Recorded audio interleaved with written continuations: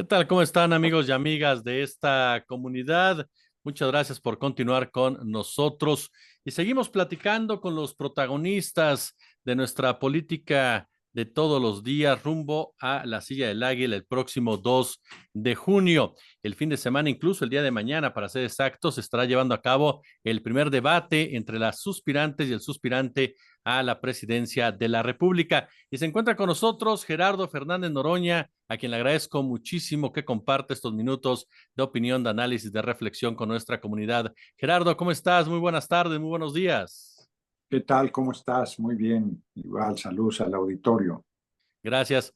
Pues yo la primera pregunta que te haría en esta semana, en donde hemos visto ya incluso un video en donde aparece el hijo de Xóchitl Gálvez, que más allá de ser su hijo, un integrante de la campaña de Xóchitl Gálvez como tal, ¿cómo ves el escenario que cada día se acerca más al 2 de junio, en donde la oposición incluso clona literal el logotipo del INE, en donde insisten en el tema de los programas sociales? ¿Cómo defines lo que se ha visto y lo que viene, Gerardo?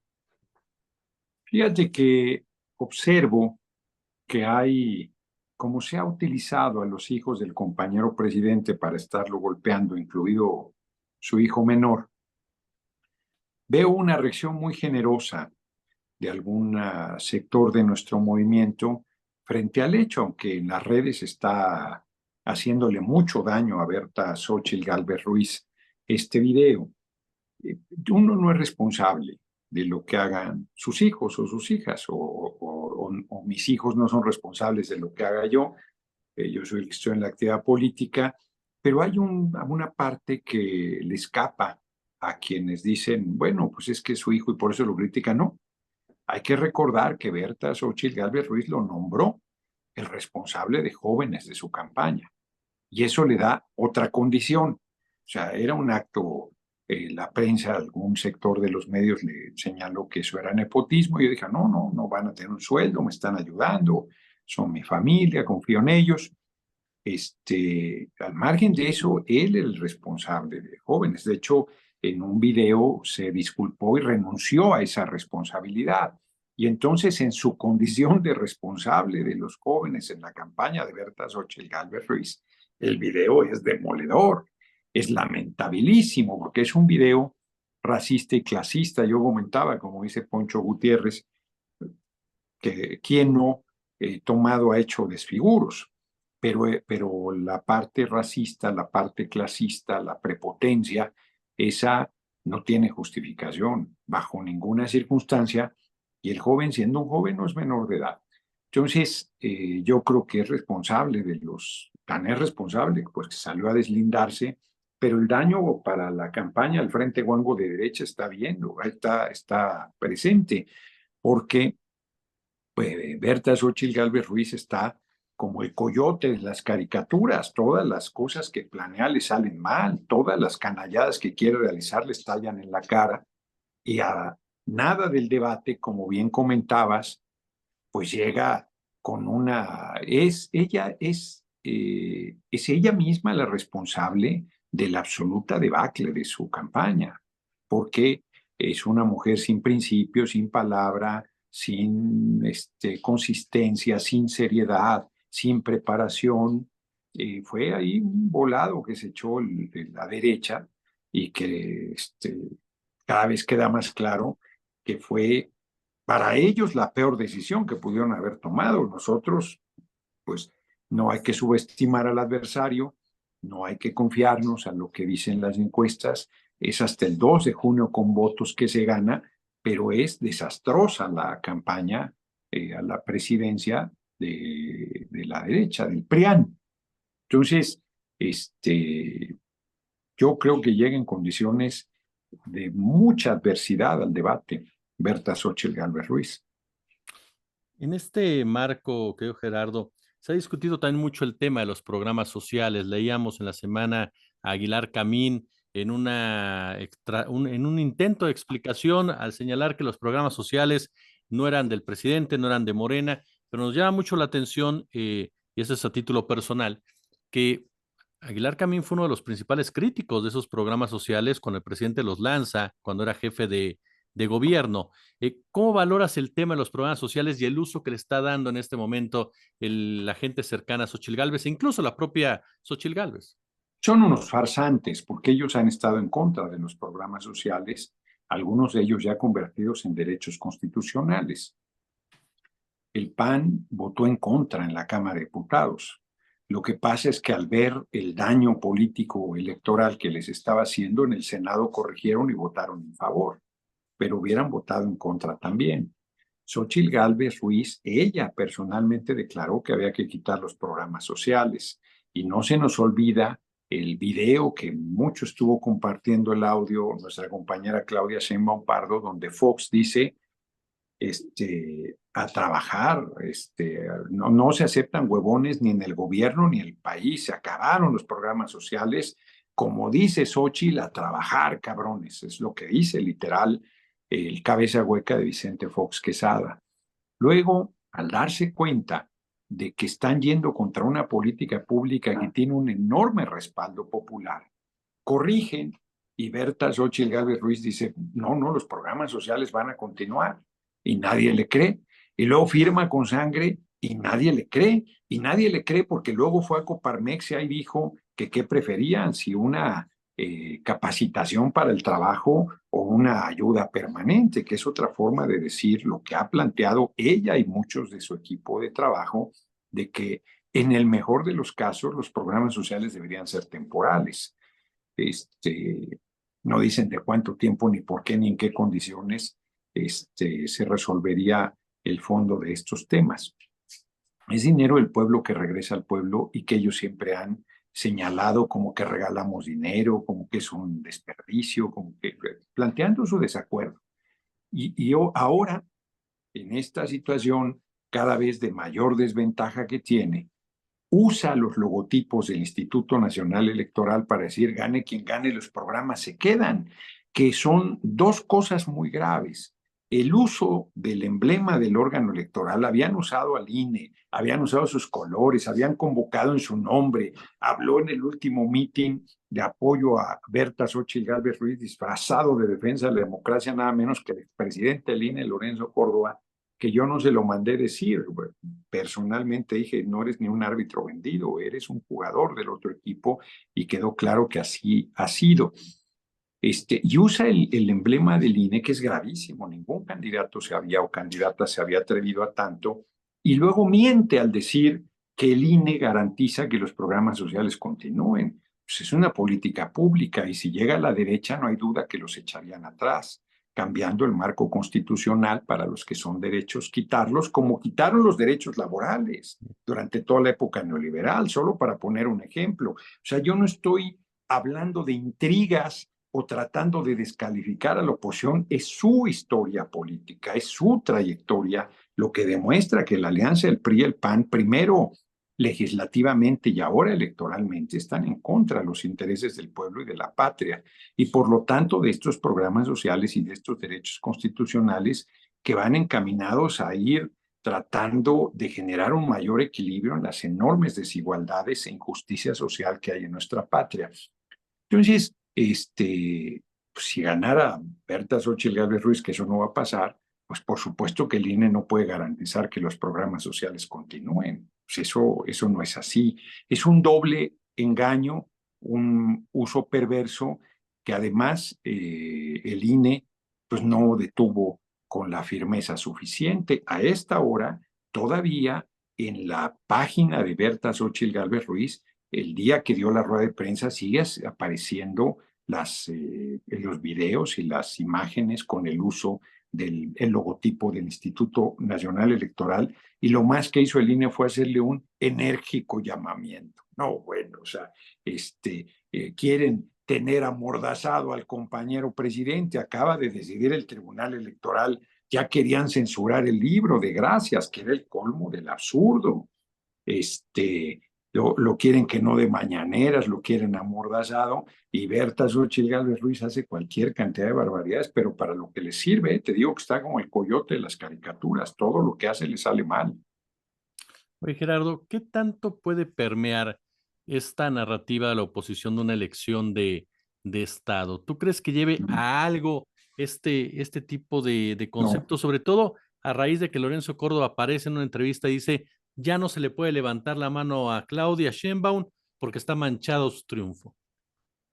eh, bueno, ellos llevan tiempo queriendo descalificar la elección, tanto hablando de una elección de Estado que es un absurdo, o sea, Lorenzo Córdoba, que validó verdaderos atracos electorales, que validó prácticas totalmente fraudulentas electoralmente hablando, que tenga la desvergüenza de decir que hay una elección de Estado, pues no tiene nombre.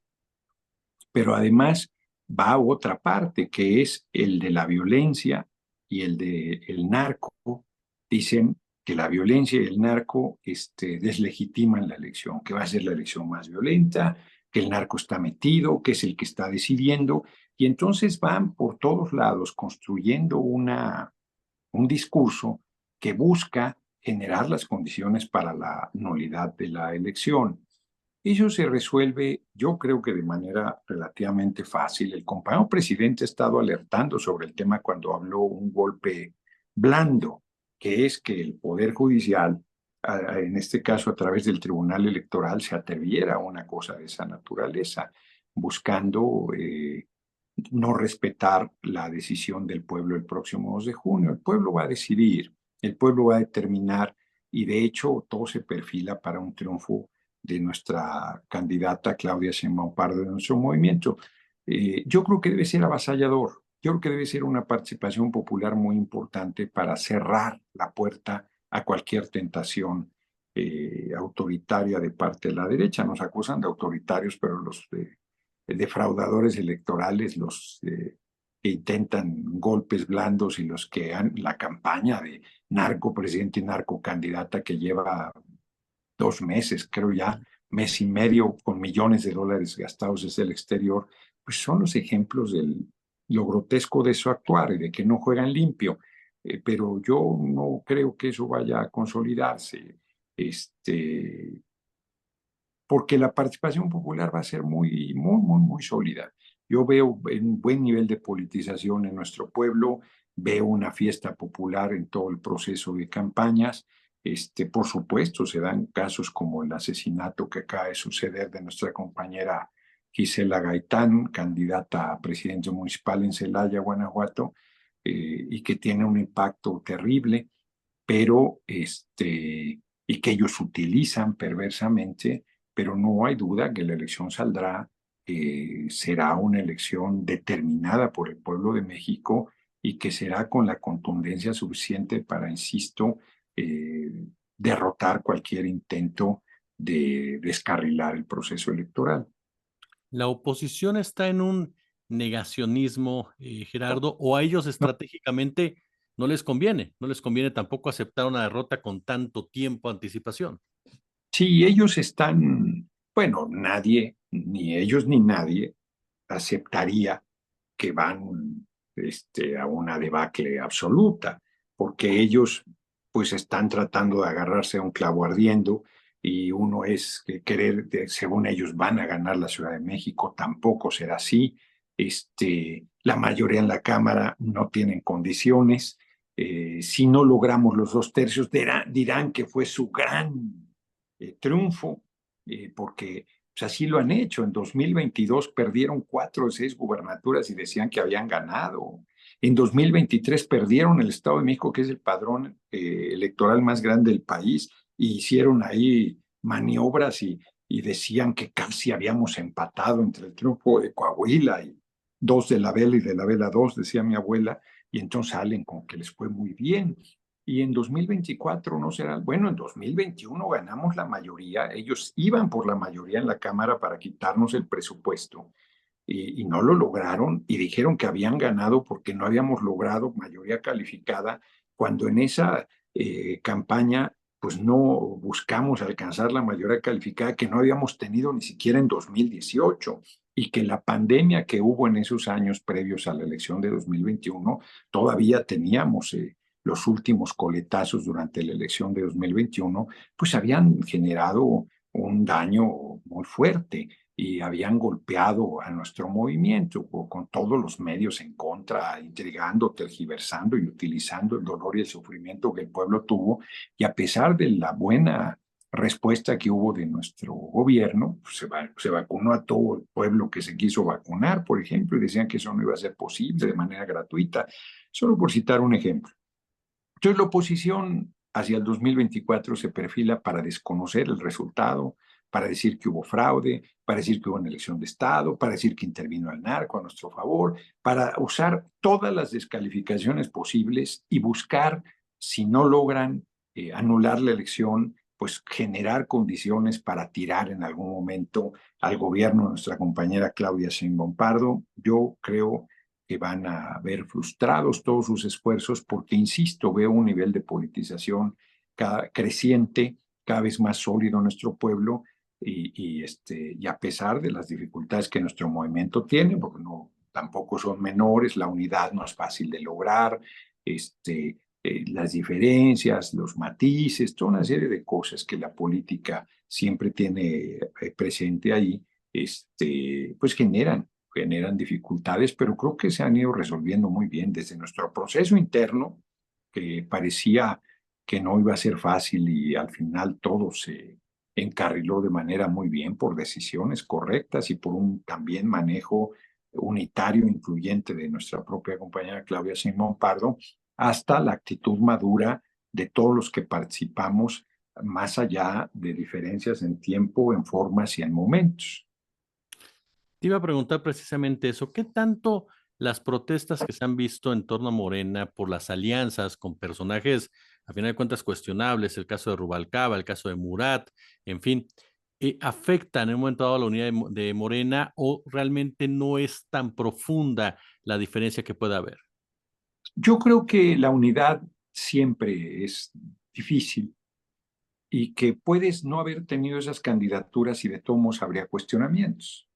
Habría cuestionamientos porque por qué quedó fulano y no perengano, tal persona era la mejor, la que tenía las mejores condiciones, la que tenía la trayectoria, la que es fundadora, o sea, mira, es terrible hablar de esto, pues ya decidí hacerlo, pero yo estuve en Celaya defendiendo a Gisela Gaitán de compañeros diciendo que era una persona que estaba viniendo, tenía 5 años en mi movimiento, había sido priista, sí, pero ¿eso qué?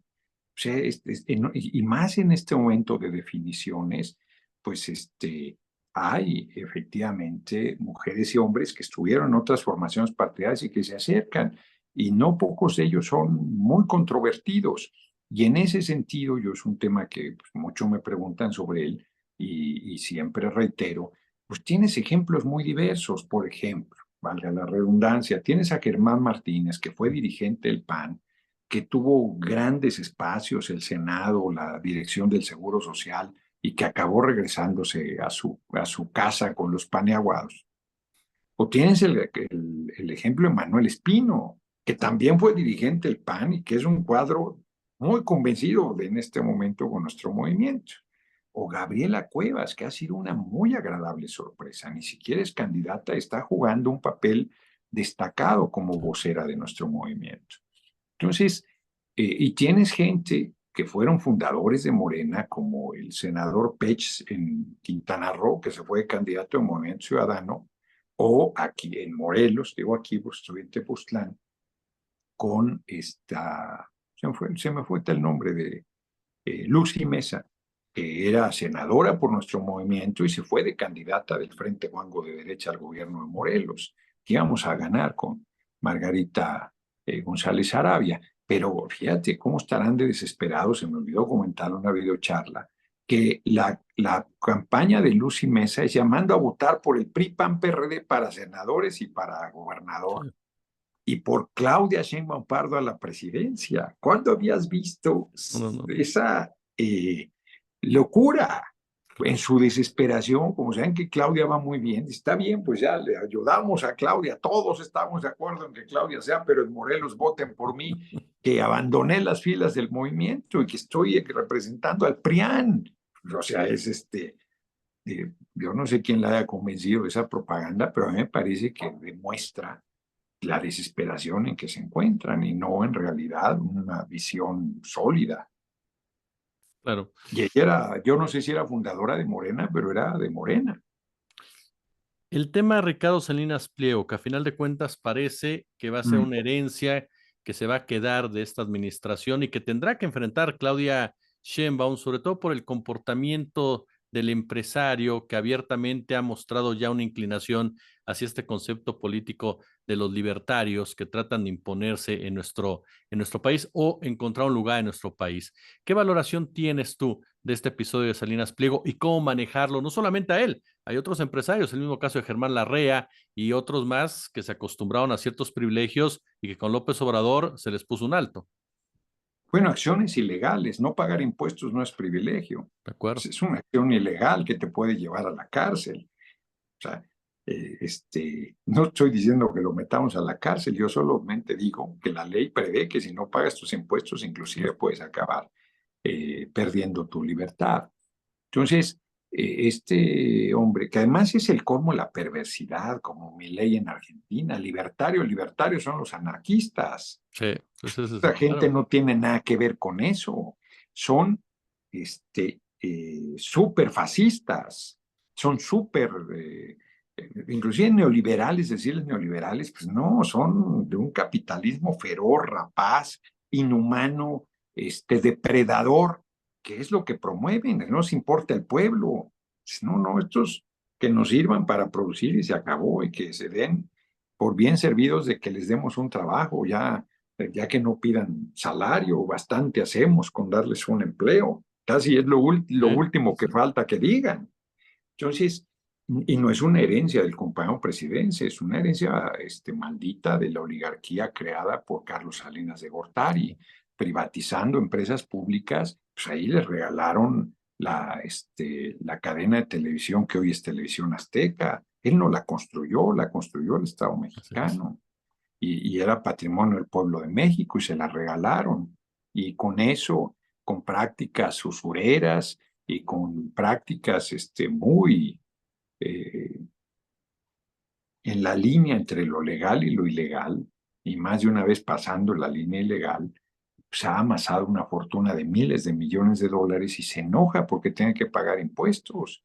Y dice que eso es comunista. Pues Estados Unidos debe ser comunista porque en Estados Unidos pagas impuestos. O Suecia debe ser comunista. O cualquier país capitalista del mundo a él le parece comunista porque tendría que pagar sus impuestos si ahí tuviera sus empresas. Eso es una obligación que tienes en un Estado nacional en pleno siglo XXI. Entonces, sí va a ser ahí un factor, hay hasta quien está diciendo que va a ser candidato a la presidencia en 2030, por mí que sea candidato a lo que quiera, pero que pague sus impuestos. Lo primero que tiene que hacer, cumplir. A ti no te preguntan si quieres pagar tus Claro. impuestos y a mí tampoco. A mí me los descuentan a la de sin susto. Hay otros que yo pago voluntariamente sobre mis ingresos en YouTube, pero podría hacer lo que medio mundo hace de malabares para no pagar los impuestos y tal. Yo inclusive creo que en mi caso eh, es la impresión que tengo que el contador no está haciendo ahí bien las cosas porque pago doble tributación y eso sí, eso no debe ser, porque me descuentan en Estados Unidos y pago en México también, pero no dejaré de cubrir mis contribuciones bajo ningún pretexto. Entonces, sí, es un problema que vamos a enfrentar. La REA es otro tipo, segundo más rico de México y de los más ricos del mundo, que es un depredador feroz y que además pues hizo un daño brutal en Sonora con la contaminación que hizo y nunca cumplió ni siquiera los compromisos que firmó por el daño al medio ambiente que generó en el río Sonora y en la población de aquellas regiones. Lo de los mineros de pasta de concho que siguen ahí sus cuerpos y teniendo miles de millones de dólares fue tan mezquino que ni siquiera quiso hacer una inversión para recuperar los restos de esos trabajadores, pues lo pinta de cuerpo completo. Es un tipo, son sin moral, sin principios, además muy arrogantes porque se creen dueños del país y consideran que todo mundo son sus empleados, incluido el presidente de la República. Bueno, pues así estaban acostumbrados a tratar de Peña hacia atrás, pero Con el compañero presidente se equivocaron, es un hombre que representa al pueblo y es a quien obedece. Y Claudia Sheinbaum Pardo, pues no va a ser la excepción tampoco. Entonces sí vamos a tener ahí pues, una tensión permanente. Pues es natural también que así sea. ¿Qué le vamos a hacer? Claro. Finalmente, querido Gerardo, preguntarte sobre Andrés Manuel López Obrador. Final de Mm. cuentas, se da la votación el 2 de junio, se da el resultado que todo parece indicar es Claudia Sheinbaum la ganadora. ¿Qué viene después, ya sin Andrés Manuel López Obrador en el Bueno, foco de la atención del público? bueno, hay un cambio de liderazgo con las características que Claudia le impondrá al suyo y una necesidad de construir este movimiento popular que nos respalda con una organización mucho más sólida, mucho más, que no debe ser solo partidaria. Morena es una maquinaria impresionante electoralmente hablando, impresionante, pero no es suficiente, porque eso te permite ganar elecciones. Pero para gobernar el país y para profundizar las transformaciones que el país necesita, yo estoy convencido que se requiere de un fortalecimiento de las organizaciones sindicales y cuando digo esto es su democratización, la construcción por parte del pueblo, eso no le corresponde al gobierno, le corresponde a las trabajadoras y trabajadores del país, de sindicatos democráticos. El 90% de la gente no tiene un sindicato donde se defienda, de organizaciones campesinas, de organizaciones sociales de muy diverso tipo, de organizaciones de jóvenes, de la diversidad de mujeres, de cualquier cantidad de las diversas actividades y las propias organizaciones empresariales. A mí me parece que les urge la democratización, que urge una regeneración de su vida interna y una sana discusión de sus intereses y su visión. Y habrá sectores que nos acompañen y habrá sectores que sean opositores nuestros. Yo no tengo ninguna preocupación a la oposición de ningún tipo, de ningún tipo. A mí me parece que eso es útil, es sano, es necesario, es parte de una democracia, pero sería muy, muy, muy positivo que esa fuerza se manifestara con seriedad, con conocimiento, con ideas, con iniciativas, con proyecto, y no con intrigas, con mentiras, con denuesto, con calumnias, con difamación, con falsedad. Yo creo que urge una oposición seria y que urge de nuestro lado un movimiento popular eh, poderoso como es, pero muy bien organizado para la lucha y para la defensa de además derechos e intereses legítimos de los diversos sectores de la población. Mi querido Gerardo Fernández Noroña, un verdadero placer platicar contigo aquí en nuestra comunidad y si nos lo permites, te estaremos molestando. Ahí estamos en contacto. Un abrazo.